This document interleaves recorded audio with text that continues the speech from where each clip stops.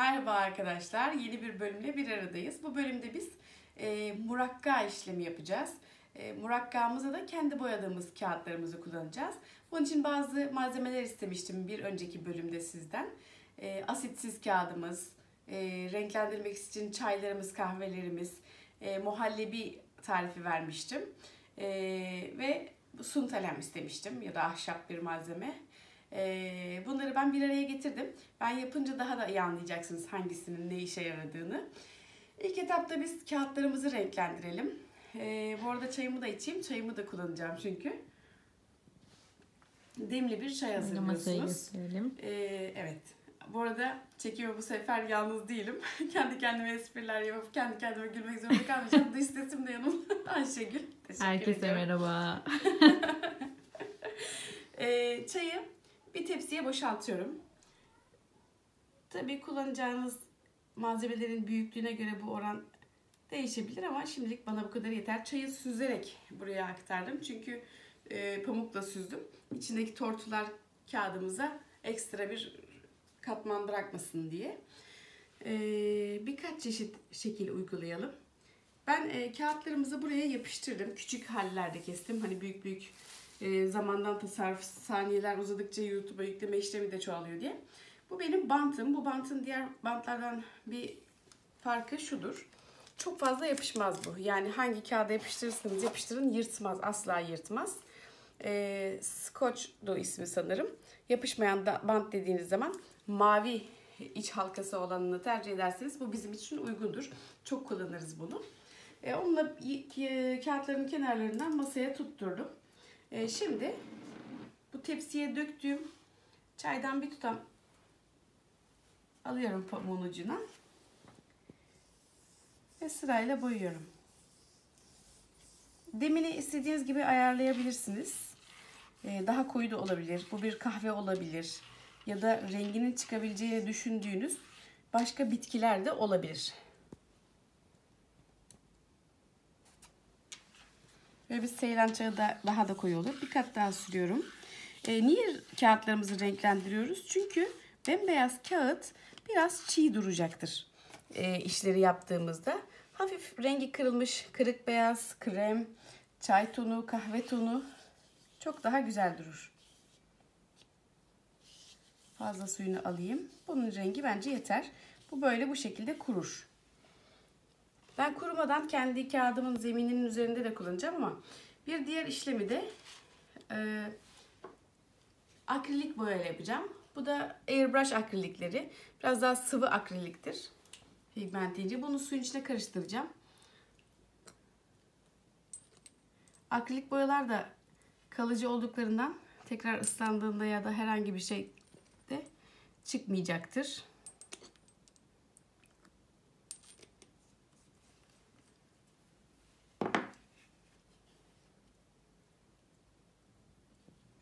Koyu mu oldu? Su mu koysaydık birazcık da?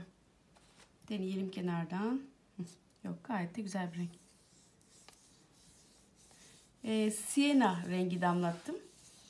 Sienna, yanlış hatırlamıyorsam gün batımı rengi miydi? Türkçe olarak bilemedim ama güzel bir renk. Çok güzel bir renk. Kağıtla da buluşunca çok hoş oldu.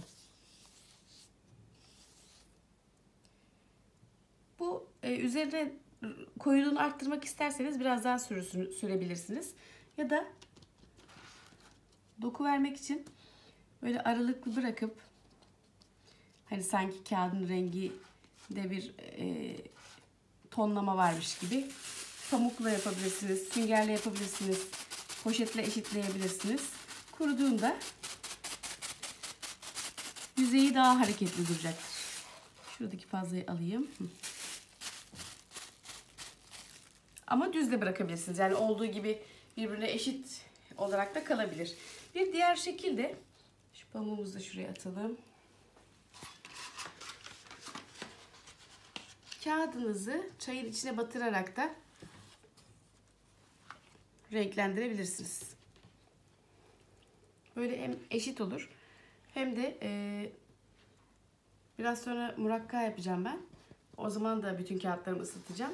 Islanan kağıt tavlanmış demektir. Daha kolay yapışır.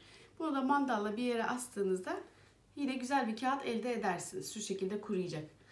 Ben şimdi şu bardağımın üzerine asacağım. Ya da şurada dursun.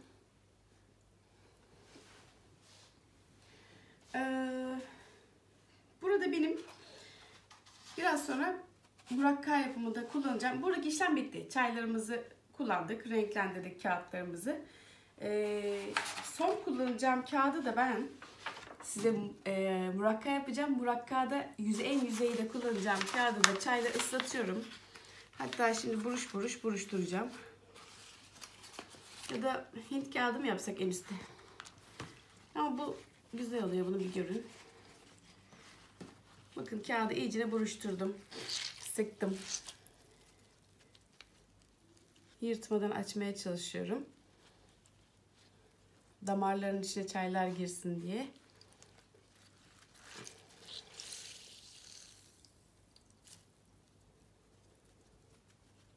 Bir daha açamıyormuşum Ayşegül.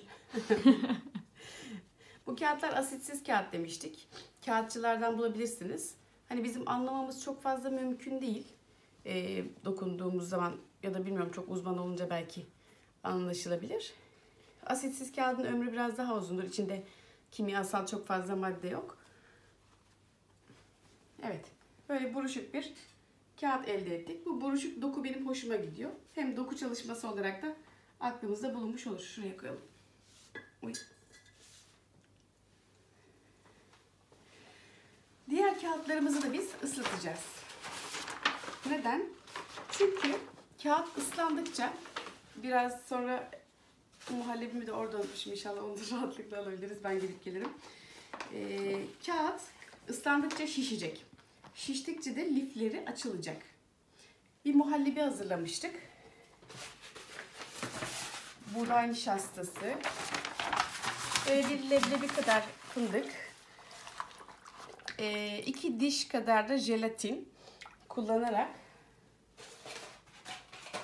bir muhallebi hazırladık. Bu muhallebi bu şişen kağıtların arasına iyicine yerleşip donacak. Ve tarih içinde de içinde kimyasal da bulunmadığı için hem yapıştırıcılar açısından hem de kağıdın kendi özelliği açısından daha fazla uzun ömürlü olacak. Şap koymamızın sebebi de orijinal kağıtları kurtlar yerler. Kitap kurtları. O kurtları önlemek için koyuluyor şapta.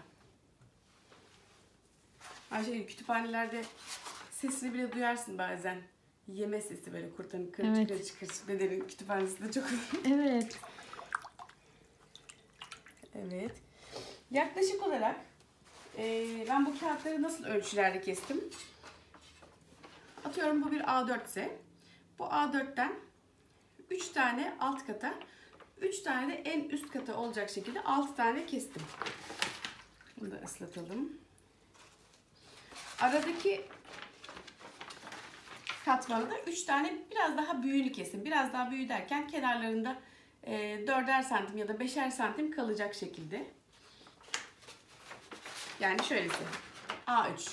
A4'ün üzerine A3 yapıştıracağız gibi düşünün. Evet, bunlar da ıslandı. Burada biraz beklesinler.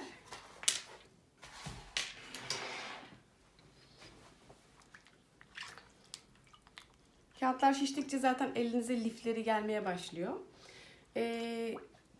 Kağıtların su yönü vardır. Aynı kumaşlar gibi boyuna ya da eline çizgileri. Bazı üstadlar der ki su yönüne yapıştıracaksınız. Yani mesela kağıdın yönü buysa diğerini de büyük ebatta aldınız. Bu şekilde yapıştırdığında iyi murakka olur der. Bazıları da tam tersine böyle yapıştırınca daha iyi murakka olur der.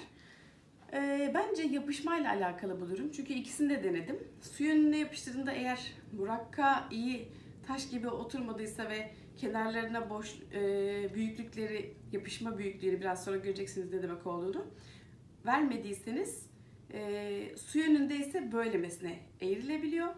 Eğer böylemesine yani su yönünü bu şekilde kullanarak yapıştırdıysanız da kağıdın verev olarak bükülebiliyor. Bence önemli olan yapışması.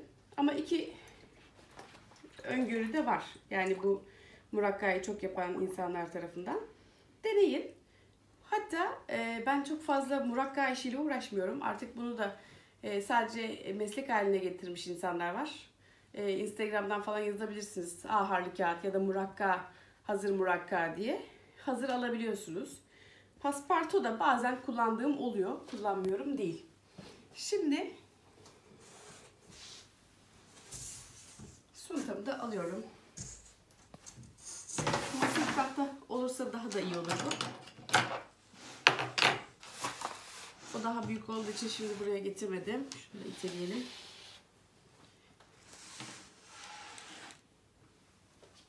Beni çekme, bir dakika geliyorum.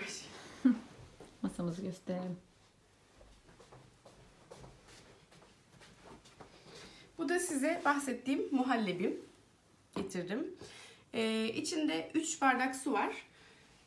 Ondan sonra 1,5 kaşık kadar da buğday nişastası var. Buğday nişastasının ölçüsünü tam net veremiyorum. Çünkü her nişasta markasının kıvamı farklı. Önemli olan boza kıvamında bir buğday nişastası hazırlamanız. İçinde leblebi kadar şap var.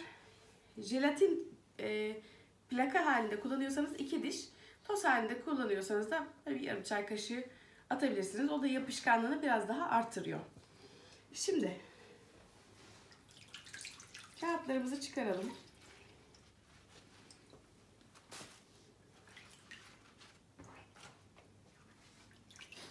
El sallalım.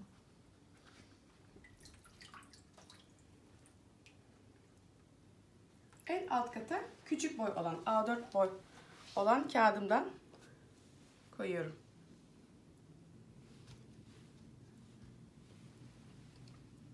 Arasına da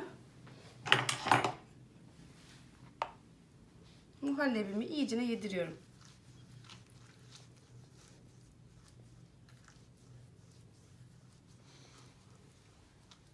Kağıdım şişti yeterince.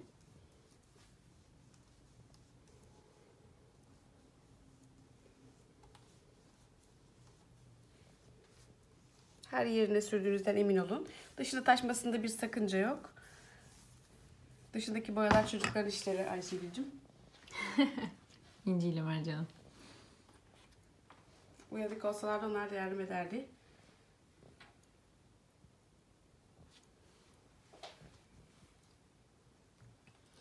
Aynen üstüne kağıdımı koydum. Tekrar muhallebiliyorum.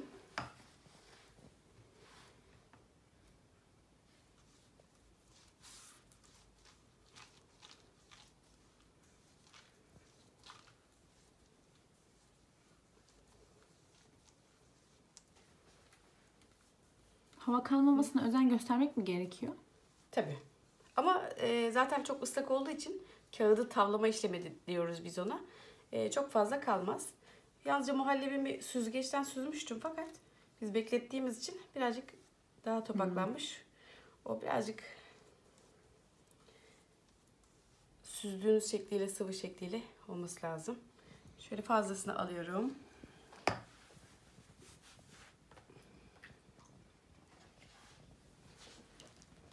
Ay.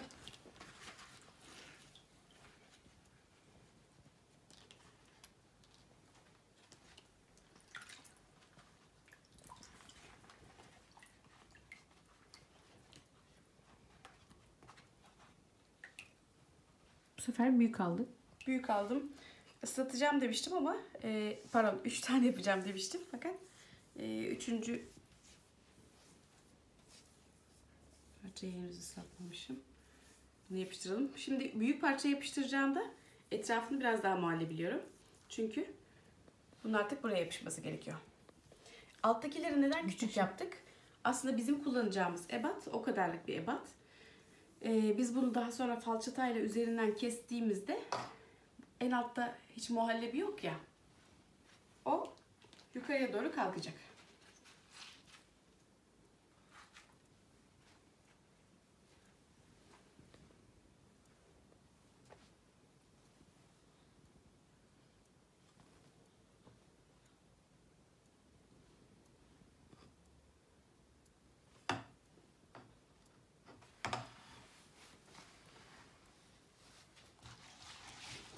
elimle girdim.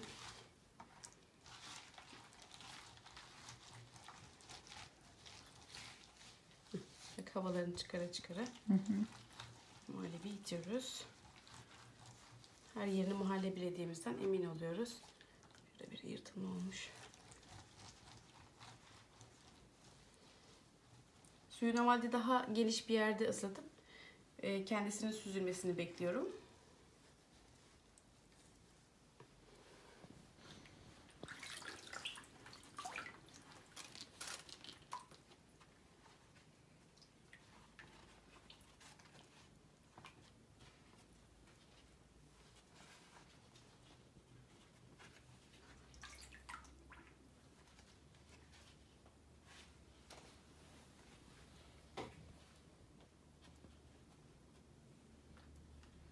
Kesilmiş başka kağıdım var mıydı biraz?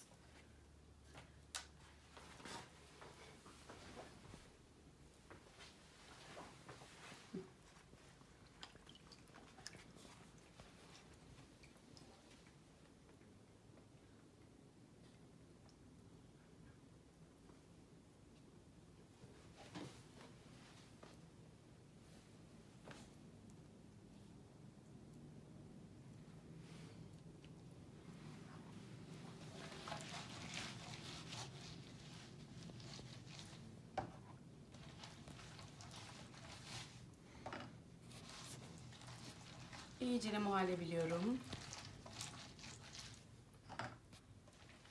Bol bol sürmenizde hiçbir sakınca yok. Tamamen kağıt içine çekiyor bu muhallebiyi. Ve zaman içerisinde de taşlaşıyor. Bir güzel özelliği de tekrar atıyorum bir hata oldu. Yazı yapıştırdınız, vazgeçtiniz, tekrar çıkarmak istediniz. Kimyasal yapıştırıcılar asla çıkmaz ama muhallebi alttan ıslattıkça hani sanki yeni gibi aynı bu hamur haline dönüşür. Kağıtları katman katman açabilirsiniz. Herhangi bir yazıyı, bir işlemi kurtarması da kolay olur. Hem çok sağlam hem de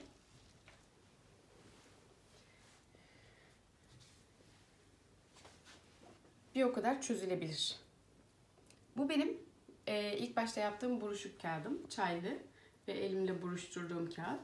Onu da alttaki kağıdın, yaklaştır biraz istersen kamerayı, üstüne koyuyorum. Siz bu katları, dur bu tarafını yapıştıralım. Şurada bir ıslanmamış yer kalmış. Daha da çoğaltabilirsiniz. Yani nasıl bir karton olmasını istiyorsanız, kalın mı istiyorsunuz, ince mi istiyorsunuz, ona göre bu kalınlığı artırabilirsiniz.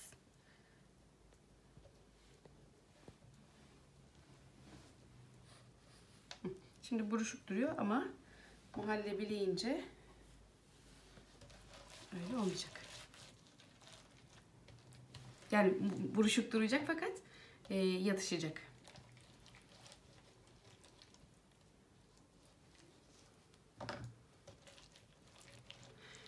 En üst katta bu muhallebi de şöyle bir güzelliği var. Boyayı, fırçayı üzerinde çok rahat kaydırmanızı sağlayacak muhallebinin varlığı. Artı yine bir hata olduğunda, mürekkep döküldüğünde ya da silmenizi gerektirecek herhangi bir şey olduğunda ıslattığınız, ıslatarak yani üzerindeki boyayı ya da herhangi bir şeyi temizleyebilirsiniz. Hattatlar daha ziyade bu muhallebi aharını değil de yumurta ile yapılan başka bir aharımız daha var. O da şeydir, yumurta akı. Bir günlük bir yumurtayı alıyorsunuz, beyazını ayırıyorsunuz. Şapla, elle çırparlarmış eskiden. Böyle ceviz büyüklüğünde bir şapı kullanarak çırparlar. O çırptıkça bir köpürme meydana geliyor. Köpürmenin sonucunda da altta biriken yeşil bir su oluyor. O suyu buraya sürdüğünüzde de çok parlak, güzel bir yüzey elde ediyorsunuz. O yüzeyi de kat kat sürdüğünüzde istediğiniz tahsihi yapabiliyorsunuz. Yani her türlü hattatların yapabileceği üzerinden temizlenebiliyor. Onun biraz daha bekleme süresi var. Bizimkisi mesela bir hafta içerisinde tamamen kurumuş olacak. Yumurta aharı bayağı bekledikçe güzelleşen bir ahar. Biz çok kullanmıyoruz. Hattatlar daha çok kullanıyor.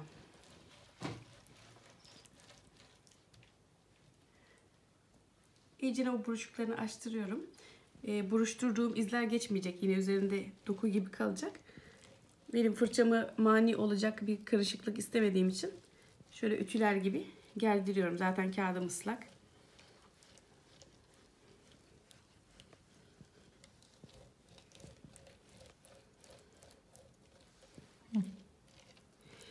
Bu en sona kullandığım çaylı yer var ya, oraya başka kağıtlar da kullanabilirsiniz. Mesela önceki bölümde anlatmıştım malzemeleri gösterirken. Şu ebrulu bir kağıt. Ebru üzerinden şöyle açtırayım. Açık tonlu. Yani bizim tesip bir üzerine uygulayabileceğimiz, rahatlıkla uygulayabileceğimiz aherlenmiş yüzeyli hazır aldığım bir kağıt şu. Hint yapımı kağıtlardan. İpek değil bu ama keten. Çok güzel dokusu var. Her türlü renkleri var. Bunlar yine Hint ipek kağıtları. Yeşil tonu ve kiremit tonu. Bunlar da çok güzel duruyor. Hepsini tek tek kullanıyorum. Ben şimdi sadece kendi elde ettiğimiz renklerle ve kağıtlarla neler yapabileceğimizi göstermek için size bu murakkayı yaptım. Kaç dakika oldu Ayşegül? 21. 21. Bayağı çok oldu. Bakalım kaç dakikada yüklenecek bu. Bunu şimdi son olarak fırçayla da düzelteceğim yüzeyini.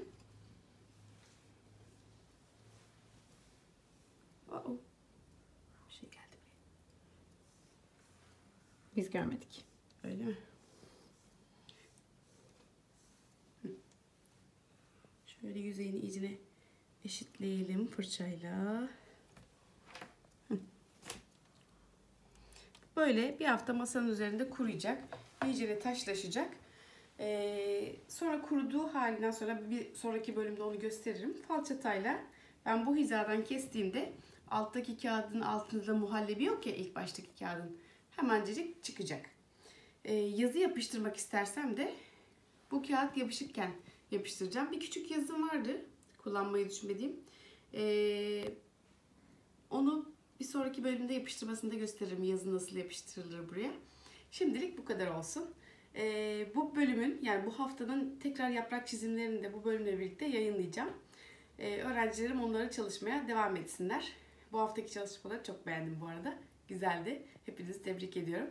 Görüşmek üzere. Hoşça kalın. Teşekkür ettim.